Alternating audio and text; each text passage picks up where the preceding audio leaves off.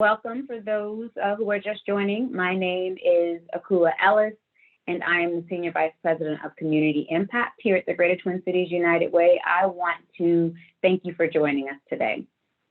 Our Community Connection Series events, for those who are new to these, happen every other month, and they are designed to create a space where Greater Twin Cities United Way and our partners offer important information, explore new ideas, and share stories of impact, as well as lift opportunities for all of us as neighbors to work together to disrupt inequity and fuel change in our region.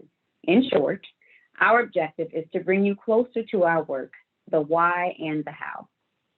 Before we get started, I want to make a few housekeeping notes just to make sure things run smoothly. First, you probably received notification as you joined, but just want to remind everyone that we are recording this session.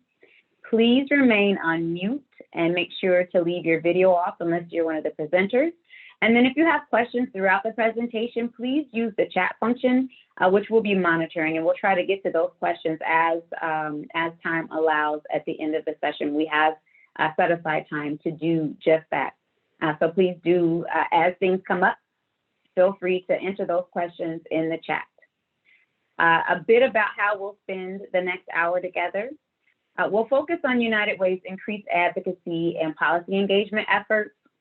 And Kristen Rosenberger, who leads our advocacy and external engagement, will share reflections on how our work supports the mission of systems change, along with an overview of this year's legislative session.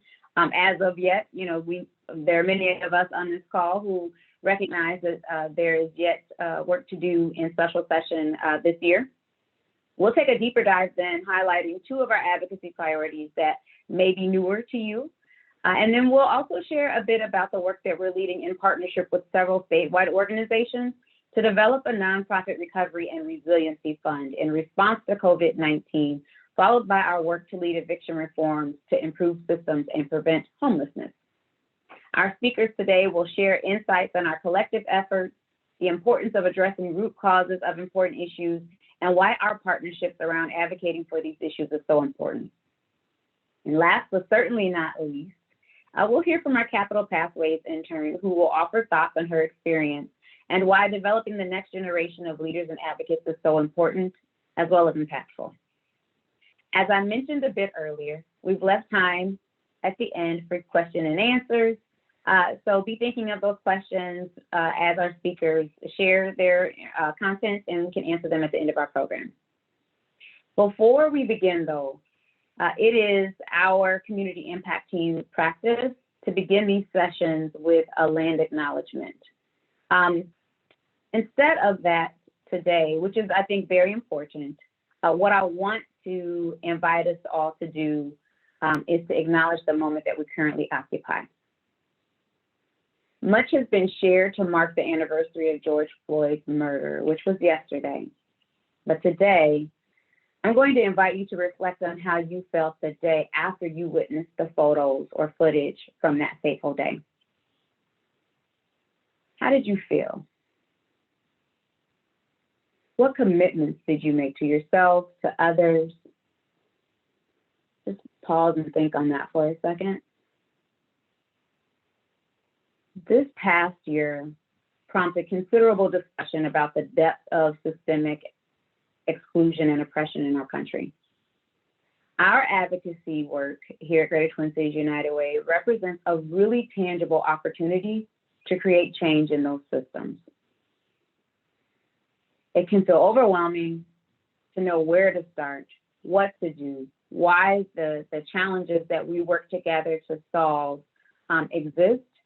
But know that the work that Kristen will share today and advocacy in the future is an incredibly important part of creating a better future for our neighbors, for our children. I know so much of what I do in my own practice, what members of my team do is so much grounded in our desire to create a better future, to prevent what we all witnessed a year ago from happening in the future.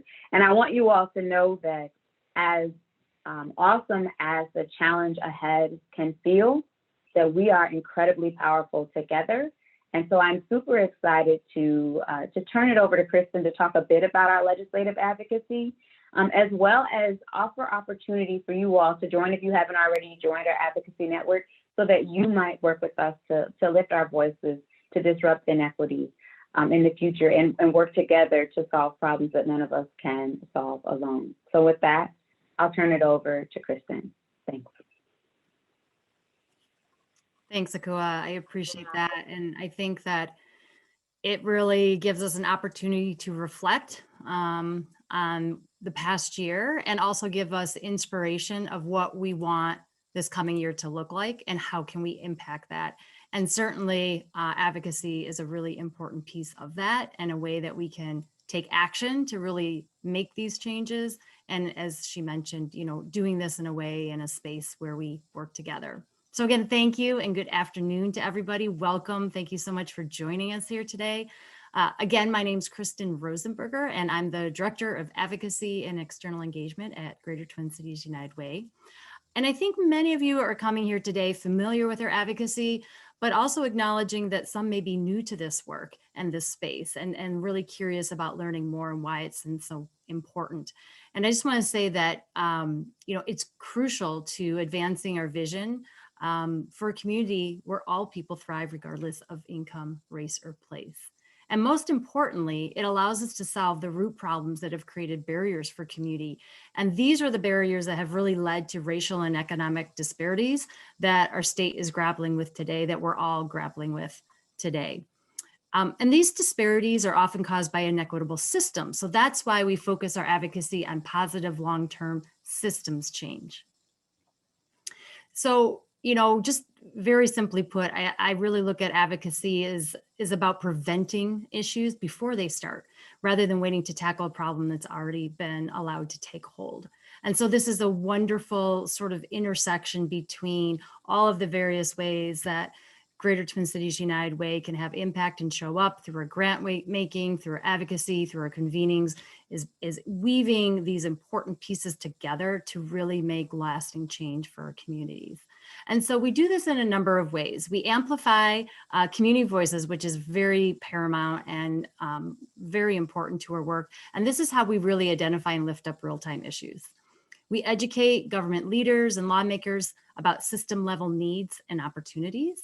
And we advance real solutions that we've worked really hard to co-develop with our many partners.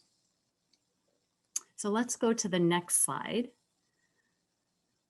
So why don't we talk about the issues that United Way is leading at the Capitol? I would say was leading, but we're continuing to lead at the Capitol this year across all of our impact areas, plus the nonprofit sector as a whole. And so we think that's also very important. And first and foremost, I just want to mention how foundational is to our process that our stakeholders, including our 95 plus nonprofit partners, directly inform our agenda every year. So with this approach, we're able to develop a policy and advocacy agenda that reflects the top priorities and needs of our communities that are doing this work every day, and the partners that we work with together. So this really allows us to partner in our work, ensuring that we're addressing holistic issues as they appear in communities, and those are being lifted up so that we can advance them. We're also tapping into real-time information that's provided through our 211 resource helpline. We know that this provides a direct line of sight into immediate community needs. We can see changes from day to day, week to week, month to month, as things evolve, and we've certainly seen that happen over the past year with the COVID-19 pandemic. So for example, housing has been a growing area of concern, representing nearly half of all of our 211 calls, which have already reached unprecedented levels this year. So unfortunate that we're still seeing this great need, but it's wonderful that 211 is really providing that resource of information and then resources to those callers to make sure that they're getting the help and support that they need. So our advocacy really supports positive outcomes for families and connects to economic drivers. So we ensure that families stay safely and stably housed as a foundation to thrive, providing access to early care and learning so parents can go to work, and certainly to foster healthy early development, addressing systems that create barriers to gaining economic independence, and ultimately, and very importantly, wealth building longer term, and then the need to support a vibrant nonprofit sector, particularly in light of the economic pressures as a result of COVID-19 this last year. So we've led efforts and worked alongside our coalition partners at the Capitol during the regular session to advance a number of funding and policy proposals that are still in play. And this includes eviction reforms, early childhood, youth after school programs, career pathway pipelines, nutrition assistance, and nonprofit support, as you see here. So to advance these issues effectively, our advocacy includes a multifaceted approach, and that really is deeply rooted in working closely with our nonprofit partners. So this could include co-authoring an opinion piece in the media, testifying at the legislature, meeting with state leaders, sharing impactful stories, or signing letters of support. This collective work, this aligned work is very impactful and very important as we advance these issues at the Capitol. Let's go to the next slide here. So as Acooa alluded to, there's been a lot of complexities this year facing our legislature. It's the only divided state in the government, in the nation. It's a budget year for the upcoming biennium. And there's been a large infusion of federal funds that are accompanied by specific and very sort of nuanced eligibility guidelines. So that is now in play also. We layer that with a COVID-19 pandemic. We certainly layer that with the racial injustice that we're seeing and grappling with right now. And it's been a very complicated year, and it's election year. So, that always ramps up the politics along with the policy discussions. So that said, the regular session ended on May 17th. It's required by statute. They did end up with a last minute global agreement on a budget, but without the details worked out. So they were budget targets. So working groups and leaders are now meeting to determine the funding and policy details and are expected to be called into a special session, likely mid-June. We're looking at June 14th, and we're hopeful at that time that they can pass final budgets and legislation. Some top issues in politics that will play heavily into these negotiations will be around certainly police reform, the end of the state's peacetime emergency, an off-ramp to the eviction moratorium, and again, ferreting out the allocation of federal funds and where they're eligible to be placed and who is making those decisions.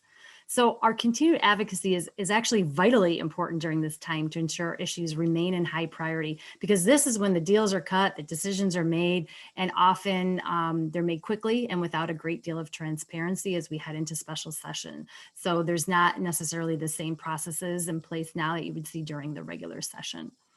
So many of you are familiar with our longstanding advocacy for early childhood, but today I'd like to take the opportunity to highlight some of the other important issues that we're leading on our advocacy agenda and are certainly still in play at the Capitol. So with that, I'd like to introduce and move to the next slide, our next speaker. So I am delighted to introduce Doris Pagelkopf, who will talk about our partnership and efforts to support our nonprofit sector in response to the COVID-19 pandemic. Doris is the executive director of the United Ways of Minnesota, a role that she's provided leadership for the past 17 years. And before that, she served as the World YWCA Board Vice President. Doris brings a wealth of knowledge and expertise to the table and has provided an important point of connection and partnership across greater Minnesota. So that really helps to reflect a truly statewide presence of United Way in the work that we do and certainly the advocacy at the Capitol.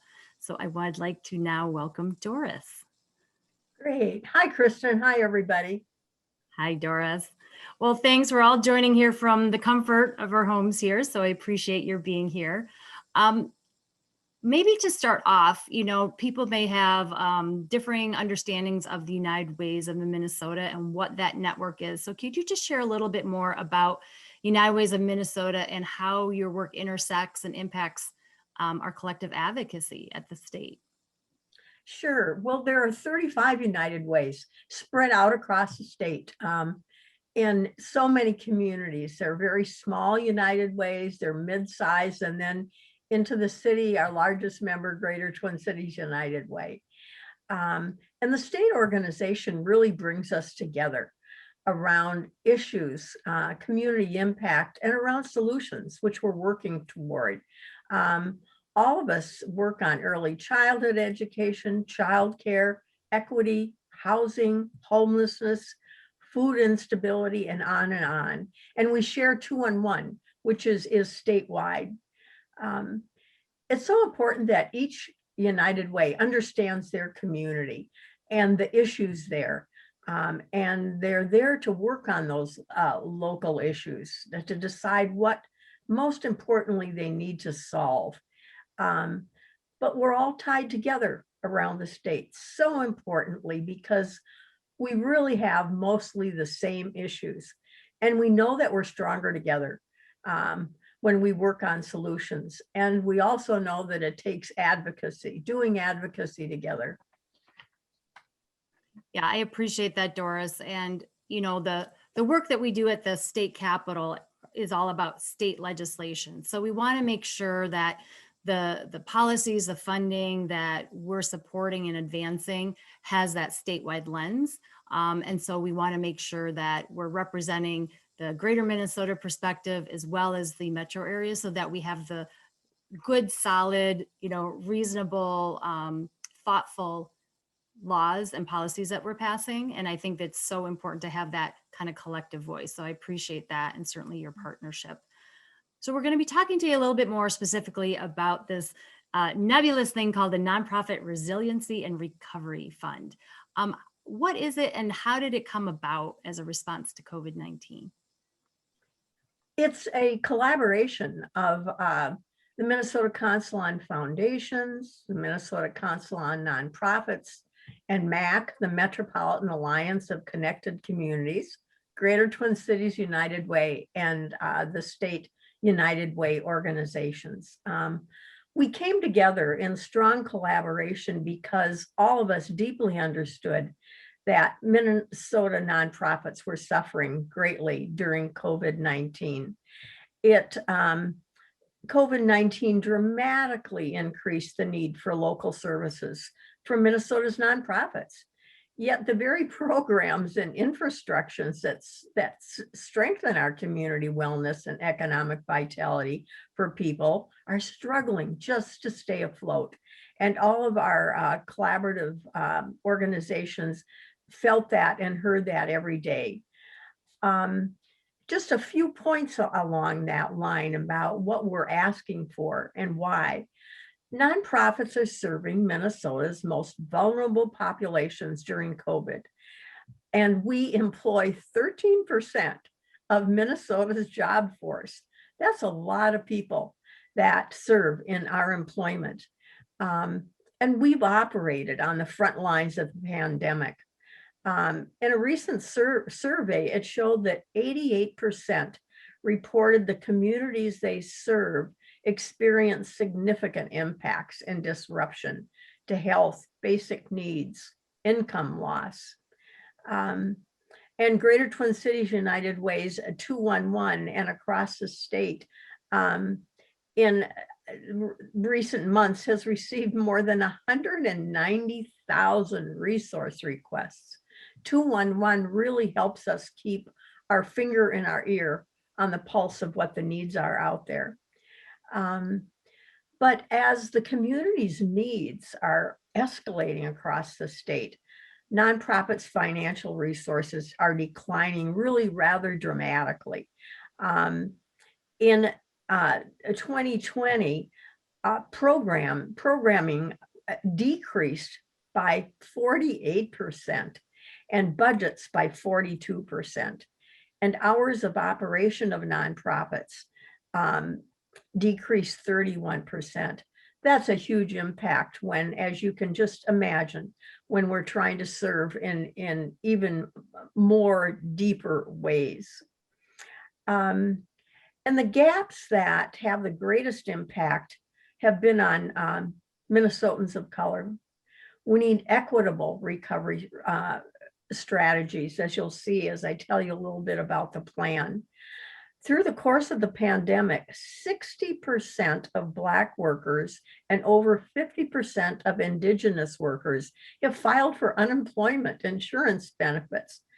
And COVID-19 really exacerbated the racial wealth gap that we all know about and that we wish and hope and are struggling to solve here in Minnesota. But right now, nonprofits are anticipating an even more challenging 21. This is far from over.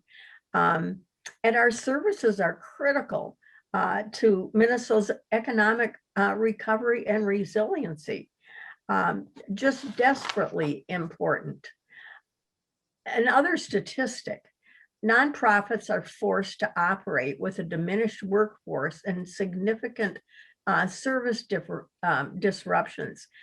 40% of Minnesota's nonprofit workers filed for unemployment insurance due to restricted hours and furloughs and all the other things that we did around the state as we tried to cope.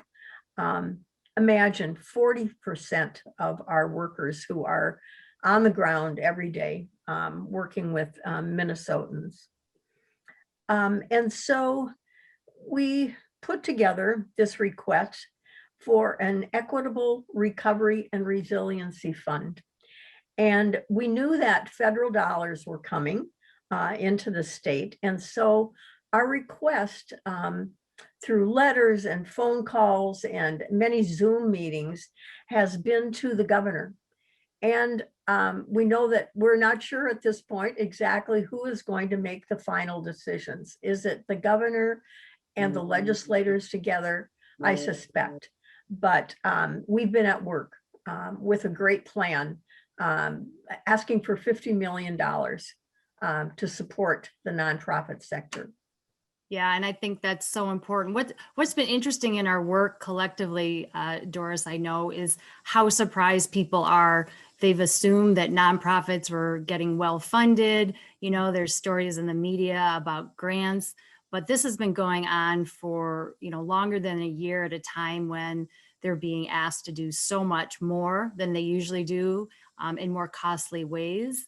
And really long-term, their funding has decreased, yet the demand has increased. So, and they've also been excluded from a lot of, small business government funding as nonprofits. So, I think it's important that you shared how they're 13%. They employ 13% of our state's workforce. So not only do they support community needs, but they're supporting community workforce.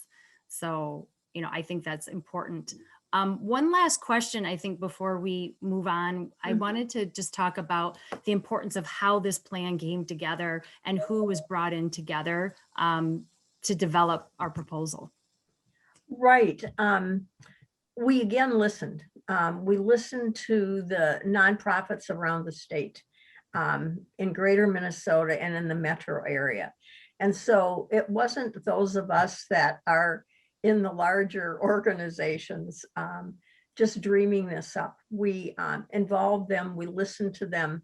We talked to government agencies so that when we presented this plan, we knew that it would work when we get the money so that we'll be able to distribute it equitably.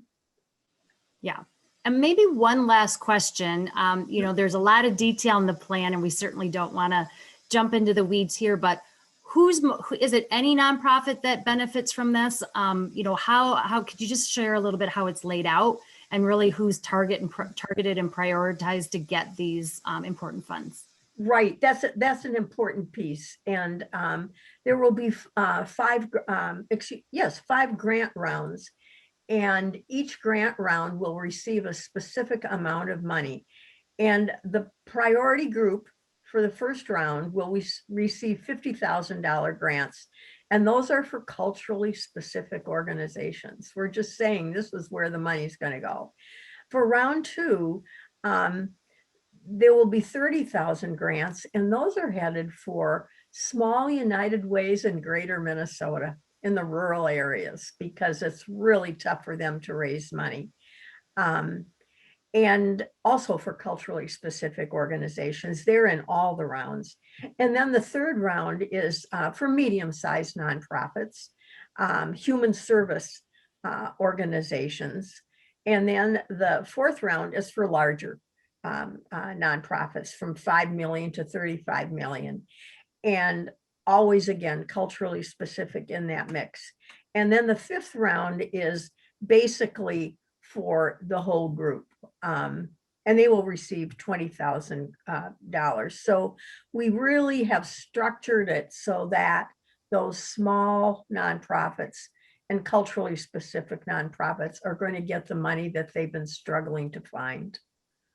Right, right. Just really targeting those groups that are doing some of the most difficult and important work in community, but likely have the least amount of resources to access funds to do that work. So Right. Doris, I want to thank you so much. Your Sure. partnership has been so important, bringing in your networks, their perspectives to really not only informing the development of this proposal, but also to, carry it forward and provide that support. So we will see, stay tuned. We're very hopeful that this will get approved. It's a wonderful use of the federal funds that are coming into our state, we think, in terms of COVID relief, and certainly will fill a really important gap. So thank Great. you, Doris. And for those of you listening, I would just say, think of any questions that you might have, and we'll circle back, Doris, here at the end and get to some. Great.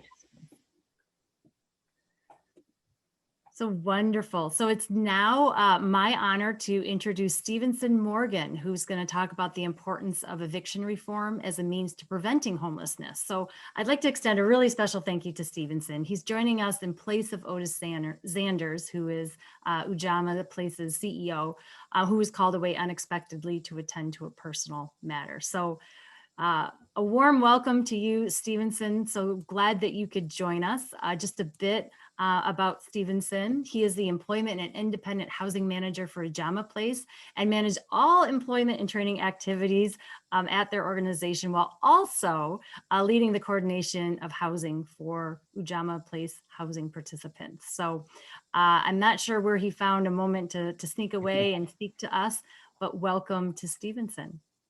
Thank you. Thank you for having me, Kristen. I really appreciate it, and welcome to everyone. So, maybe it would be great if we could just start real quickly and level set about the mission of your organization of Ujamaa Place and really the importance of your organization's work to advancing racial equity at the core of its work.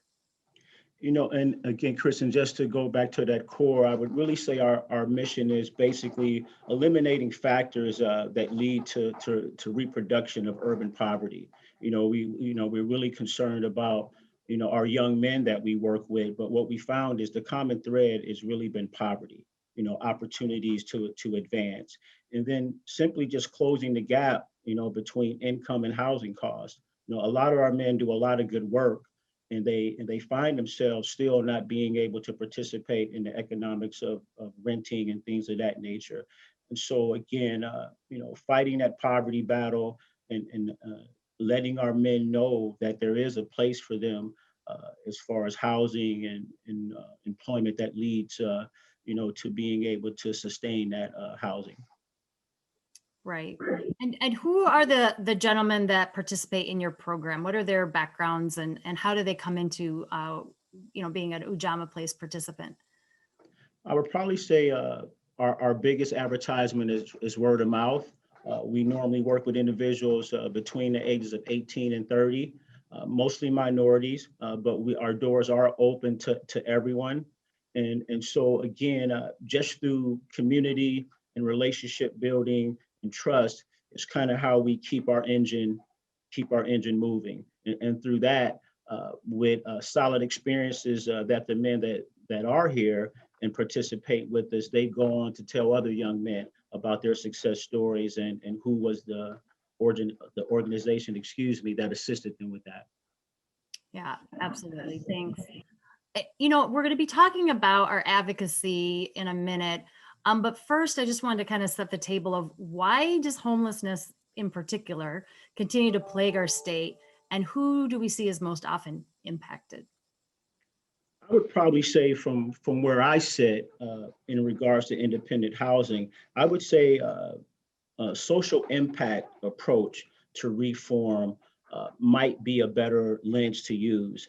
I think we need to get health and social providers involved, as well as middle-class tenants who might just be one paycheck away from having to deal with this. and some of the things that they've used to overcome some challenges that they faced, but they've been able to meet the challenge because of different habits and things that they've adopted in their everyday living. So I would say again that social impact approach would probably give us all a better outcome. And again, I think the landlords and the tenants both, as well as society as a whole, could probably see a little bit more progress than what we've experienced at Ujamaa in reference to getting people in affordable housing and keeping them in affordable housing, which is what we're talking about this afternoon. Yeah, absolutely. And I think, we've definitely seen when we look at 211, I'm sure in the work you're doing on the ground, how much housing stability is crucial and been impacted by the pandemic. And, that's where we want to really make sure that we're protecting stable housing, preventing homelessness wherever we can through our advocacy and policy work. And so we're taking on the space of eviction reforms. And I just wanted to talk a little bit of like, how does reforming evictions prevent homelessness? And why is that such an important lever, both short term as we're coming out of this pandemic, out of an eviction moratorium, and then longer term? Well, again, when you talk about being evicted, it's such a ripple effect. It could have a long-term, a small thing that happens in a moment could lead to a lifelong setback. And so I think the way that we approach it is that getting in front of it, being able to have those conversations and being able to anticipate when rent isn't going to be able to be paid, and really taking a whole look at due process when you do get involved in the system, and you're not just really being pushed through the system to just close the case, but really having a conversation on what brought the individual to the point where they couldn't pay rent, and then having, that 2-week span where there isn't no communication between the landlord and the tenant, and the tenant has a sense, already knows that things are not going well, and just being able to have that mediator or some sort of agency that can kind of bring the tenant and the landlord together in that time of crisis. Because again, being very sympathetic to the landlord, they have probably have a lot of units that they have to look after. And so again, really being an advocate for the landlord and the tenant, and trying to work out a process that can take place before we get into the legal aspect of it. And that's what we try to do. We try to develop relationships with the landlord to let them know, that you can come to us first, and we can try to have a conversation and give you some real concrete facts on how you should move forward. And so I think that little space in there, creating an agency or establishing a process with the landlord and the tenant that to let them both know that it's available to both of them when any of them, either party has a concern. Yeah, and for those of you less familiar with it, what Stevenson's talking about is one of the things that we're really advocating for is a 14-day pre-eviction notice for non-payment of rent, right? So that's what he's talking about, these 2 weeks of having the landlord and the tenant be able to work together on a plan and a process to hopefully prevent, them going to actually through an eviction or going to eviction court. Minnesota is one of 2 states in the nation. Minnesota and West Virginia are the only 2 states in the nation that don't require any sort of pre-eviction notice. And so, to Stevenson's point, right now, a landlord can provide them an eviction notice, and very quickly they're in court, and as little as 8 days, they could be out on the street. So what we're trying to do is create more notice so that tenants can present their case or build their case of perhaps why it's not an appropriate action. They can seek resources with the county and the state to pay their rent, access these federal funds that are out there. So there's a lot of things that we want to make sure we're trying to prevent and keep out of court. Again, 90% of evictions are for non-payment of rent. These are not for, violent crimes. These are not for destruction of property. There's a separate process for that we're not discussing here today. And at the end of the day, what we're really trying to do is make sure that landlords get paid and that tenants stay stably housed, because we really want to make sure we're creating a stable, affordable housing environment. And I think that's what you're alluding to as well, Stevenson, that there's really just a tremendous lack of affordable housing for a lot of these tenants. Exactly. And then just extending that whole definition of just cause, because it kind of gets, it's a very simple concept, just cause. If you don't pay rent, you have to go.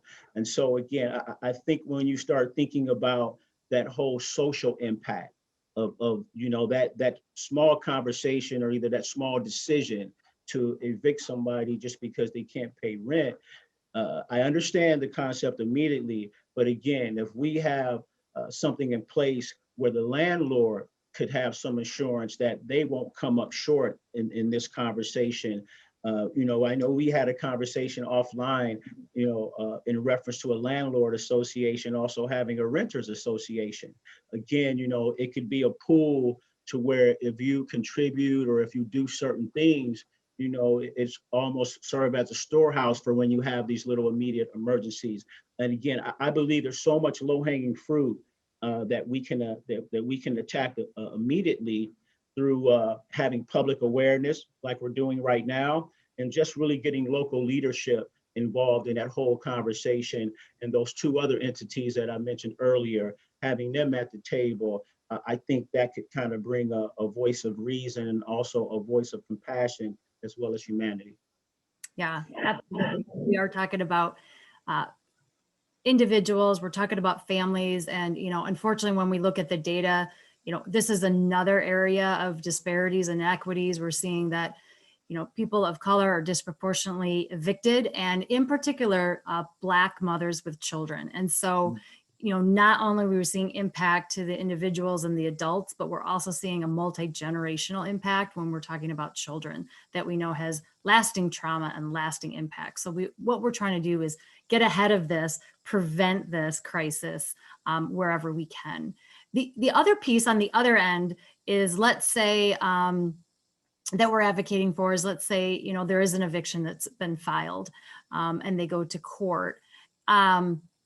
We're also concerned about expungements of records. We think that we need to update that process, make it a more fair process. Could you talk a little bit about that, Stevenson?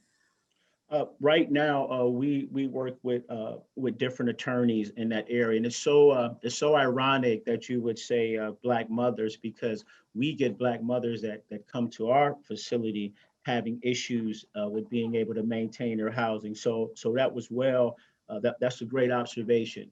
So, but just in reference to what you had asked, I think it's just very important that we have to realize that there's no way that we can really get around this, and we don't want to put a landlord in a position to where they're not having income and producing income. So to that point, it's going to be something that, again, we got to get everybody at the table. We have to make room, and we have to leave seats open when we come across a particular subject or a question, and everybody at the table doesn't have the answer. And so that's what I found to be the greatest thing. And again, having everybody here, sharing their own experience and listening to what we're saying as a panel, and being able to continue to have those conversations amongst themselves as we're having here, I think is very, very important. Yeah, thanks, Stevenson. I think, one question I get is, I understand that, preventing unnecessary evictions that are disproportionately impacting people and families of color is really important, but I'm not sure I'm understanding this connection to homelessness. So I think, understanding why this is such an important systems change, that we create a more fair process. As we talk about record expungements, we know if an eviction is filed, not that eviction is rendered, but eviction is filed, that stays on an individual's record for 7 years. And with such a tight housing market that we have here in Minneapolis and Minnesota across the state, we know that that really weeds out most of them as good candidates, particularly for the, highly desirable, affordable housing. And so it really puts them at a disadvantage and oftentimes precludes them from getting housing, getting safe housing. And many of them then fall into sporadic housing or homelessness. So it's really important that we talk about this pre-eviction notice, that we can prevent the eviction from hopefully happening in the first place. On the back end, if there is a court case, that evictions only stay on someone's record for 3 years, and only if the judgment is rendered in favor of the landlord. So I think all these pieces together are really important, and I appreciate your insights on all of this, Stevenson. Well, I also wanted to add this too, just in reference to the expungement. I really believe having that middle-class tenant at the table in regards to the expungement proceedings and things like that will bring a more realistic approach to it. And I know anyone here out of the 50 plus people that are here could sit at a table and listen to that conversation and clearly see the unfairness of it. And can clearly be able to say, okay, if I've accomplished this in 1 year, all the requirements, why shouldn't I be able to have another conversation about taking this off my record and at no cost, or either having something to offset the cost? Because so many times, we have individuals in regards to even civil expungement, the process and the cost is just so draining that they just make a decision, I'm going to go on with my life and try to do the best I can and literally sweep those types of things under the rug. And I have to say this, just from where I sit, expungement isn't something that's almost embraced just because of the process and the difficulty with getting involved in that whole legal representation piece, because it's very difficult to go and just represent yourself in these situations. And so that whole piece of the expungement is very, very challenging to the population that I work with. And certainly I would just say to the average citizen that's having a situation such as expungement and eviction. Thanks, Steve. I think that's a really important point, and a really unfortunately good example of how unfair systems can really punish people unfairly and unjustly, and be something that they're saddled with, they can't come out from under. And so I think that's really important, particularly in the work that you're doing at Ujamaa Place. So thank you so much. I appreciate your being here today, jumping in the saddle here unexpectedly. It's been wonderful to speak with you, and we'll circle back in a little bit with questions. So thank you, Stevenson. Thank you, Kristen. One thing I wanted to also mention is that in coordination, we also have 211 that is acting as a resource to connect people who are having housing issues, who need help with rent assistance or utilities, connecting them to the federal funds that have come into our state, over $350 million for rent assistance. So making sure we're getting those resources out to tenants that are struggling is really critically important. So we're kind of have a both and approach, which we're trying to make sure those resources are out in the community, getting to those who need it most, while also working on longer term eviction reform issues. So thank you all. And, since we're talking about advocacy today, it's really about taking action. So we'll ask Isabella here if she could put a link in the chat, and really just want you to consider taking what we call an action alert. You click on this link and I'll take you right to a place where you fill in just your basic information, your name and your address. The reason why I asked your address is that, and it knows who your legislator or legislative district is. And today we're asking that you join us to ask Speaker Hortman and Senate Majority Leader Gazelka to ensure eviction reforms remain a top priority this session. We want to make sure in these final days of negotiation that they don't get traded away, they don't slip off the table, that they get top billing and top attention. And by hearing from you, that will be super helpful. So again, just use the link in the chat. You enter your information, a few easy clicks. We've actually written an email for you. It automatically sends to Speaker Hortman and Senator Gazelka. And you can share your thoughts and the importance of evictions. That also allows you to customize the letter if you'd like. So your partnership alongside United Way's efforts makes a difference. So I just want to thank you so much. Just take a moment to let's take some action here. All right, I'll introduce now our final special guest who knows all about what it means to be an advocate and take action. And so I'm really excited to welcome Adar Makhtal, who I've worked with closely these past 5 months. She's been our policy and advocacy intern during the legislative session. She brings a wealth of energy, passion, and perspective to this work, and she's really played an integral role in our advocacy efforts this session. She's spoken at events, she's taken notes at legislative hearings, attended coalition meetings, and also conducted important background research that's helped inform in real time our advocacy. So, and it's also important to note to United Way that, you know, we think it's very important to engage students of color in our advocacy work while also providing them with experiences and exposure to the political system. And so it's clear, you know, unfortunately, that our leaders and staff at the Capitol all too often don't reflect the constituents that they represent. So that's why we think it's important to provide a pipeline to advance opportunities in advocacy and policy for our up and coming youth leaders. So it's been a joy to work with Adar, and I'll turn it over to her to share some reflections on her internship and experiences these past 5 months. So welcome to Adar. Hello, everyone. Good afternoon, and thank you, Kristen, for that warm introduction. Just as Kristen said, my name is Adar Makhtal. I just completed my junior year at the University of Minnesota, and during this year's legislative session, I worked as a policy and advocacy intern for Greater Twin Cities United Way. This time period was, of course, an interesting few months for everyone. As a world, we were all enduring a diverse set of challenges brought on by a pandemic. As a country, we were dealing with the aftermath of an extremely partisan and divisive presidential election and the subsequent insurrection that would follow. And as a state, we were still mourning the loss of George Floyd while simultaneously examining what systems, structures, and policies we have in place that allowed such brutality to transpire in the first place. There are so many social and political ills all occurring in unison, and the most impactful tool I had that allowed me to navigate the overwhelmingly negative effects that all of these tragedies were collectively having on my emotional and mental well-being was my position and contribution to United Way. United Way offered me an introduction to advocacy while also simultaneously providing intimate access to policy. It was through these two key components that I was able to channel all of the frustrations, hurt, anger, and dismay into something constructive and feel that I was making a difference, even in a small way.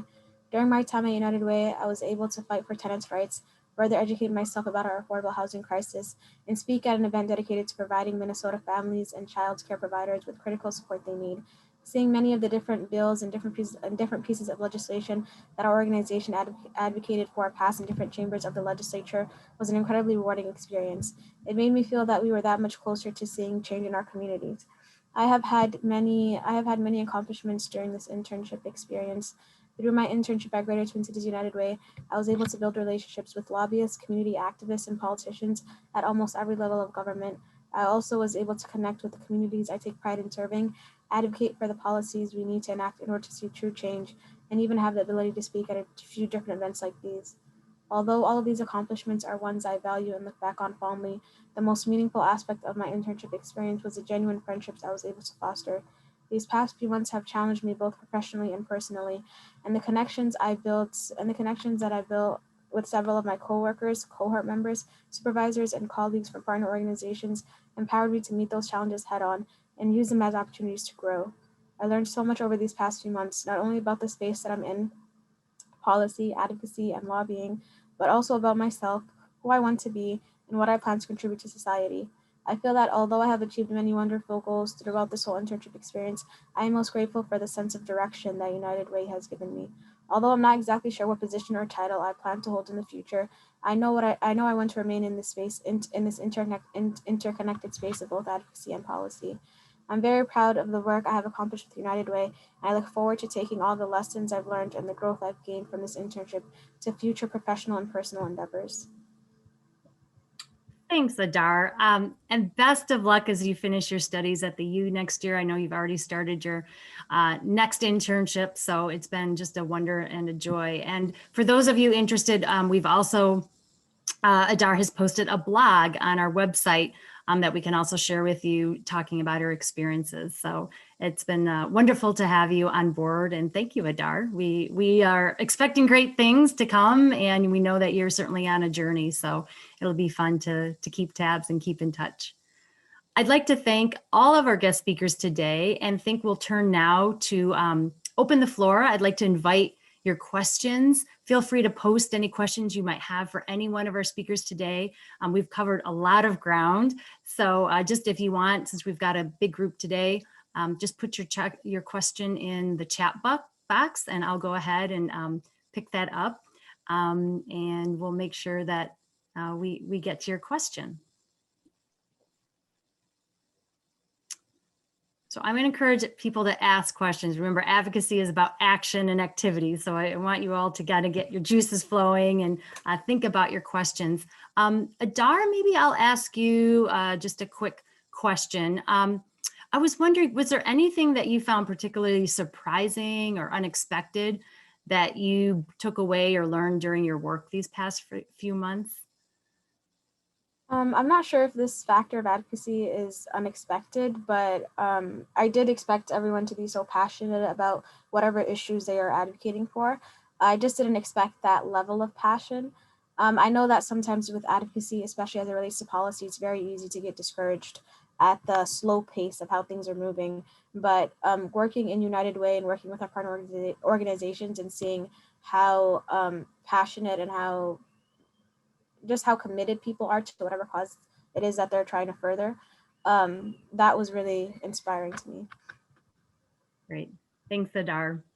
I also remember as we were working on, we every year we plan a large kind of collective rally for early childhood. And I remember you have engaged a lot as a participant in those rallies. And maybe this was the first time, not only were you in the planning, but also as a speaker. And I remember your comment about how complicated and much more involved it was than you might have thought as a participant. So I think having that breadth of experience is always interesting and helpful. Any questions? I'm not seeing any questions. So if I've missed it, maybe go ahead and put a question in the chat. I mean, this is a great opportunity to ask some of our experts about the work they're doing. It's so important. Our evictions work, this nonprofit fund that we're advancing, these are all issues that we're working on that are currently have traction at the Capitol. But one of the important things we talked about our advocacy this time of year is we need to bring it to closure. We need to bring these things to fruition. And, it's a time when everyone's putting their best and worst foot forward and negotiating, and we want to make sure that we're strong at the end of session. So have really appreciated, everyone's partnership. Maybe I'll have a quick question here back to Stevenson. I was just wondering if maybe you could just share a brief story that just talks a little bit about, really, I guess, like epitomizes the impacts of evictions and really how that can manifest itself in someone's life. Well, I guess, the first thing that really comes to mind is we had a young man here that was, again, he had heard about Ujamaa through, like I had alluded to, just through word of mouth, through some of our other participants. And he really came to us in a very, very desperate situation. He had just had a child. He was trying to make a family with the mother of his child. And all of a sudden, he got evicted. He had a note on his door and he was only 10 days late. And again, it was just such a sad situation because it was like he had just got his furniture into the place, and again, he was wrong. I mean, he should have notified the landlord, but it was just like that whole due process thing that I talked about, and just kind of just moving on to the next tenant. Okay, hey, you can't pay. We're gonna get on to the next tenant. And I just believe if the landlord would have had a conversation and saw his situation, just bought new furniture, just had a baby, still had his job. He had connected with Ujamaa. We were willing to provide some assistance, but unfortunately, I don't know if it was through bad experiences that the landlord had, but the individual just wouldn't budge. And again, it was, our hands were kind of tied, but we eventually, we helped the individual. We had a basement that was open. Normally we have a shared basement where we have 3 or 4 participants down there. But because of that particular situation, we were able to provide his family with the basement until we figured out, a better way to help them. And so that just really stands in my head, and it goes back to that whole social impact approach. And again, we always try to put landlords in a position where you're gonna get your money.